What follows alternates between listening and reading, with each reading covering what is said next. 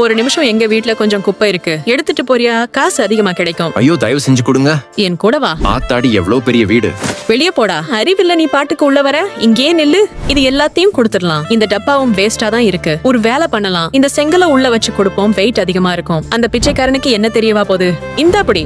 இது என்ன இவ்வளவு வெயிட்டா இருக்கு? டேய், இங்கெல்லாம் எதுவும் பிரிச்சு பார்க்க கூடாது. சீக்கிரம் எடுத்துட்டு இடத்த காலி பண்ணு.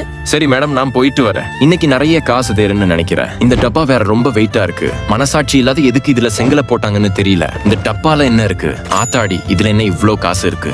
பிரியா இங்க ஒரு ப்ளூ கலர் டப்பா வச்சிருந்தா, நீ அதை பாத்தியா? கொஞ்ச நேரத்துக்கு முன்னாடி தான் அது தேவையில்லைன்னு குப்பை பொறுக்கிறவன் கிட்ட கொடுத்துட்ட. அட பைத்தியக்காரி, அதுல நான் 2 லட்சம் ரூபாய் பணம் வச்சிருந்தேன். சீக்கிரம் எந்திரிச்சு வா, அவன் போய் தேடுவோம். என் காசு கிடைக்கலன்னா நான் உன்னை சும்மா விட மாட்டேன், புரியுதா? எங்க அவ? இங்கதான் இருக்கா. சீக்கிரம் வாங்க. கவலைப்படாதீங்க மேடம், நீங்க என்ன எதுக்கு தேடி வந்தீங்கன்னு எனக்கு தெரியும். நான் ஏழைதான் மேடம். ஆனா மத்தவங்க காசுக்கு என்னைக்குமே ஆசைப்பட மாட்டேன். இதுல உங்க காசு எல்லாம் சரியா இருக்கான்னு பாருங்க. அப்புறம் உங்க இன்னொரு பொருளையும் வாங்கிக்கோங்க.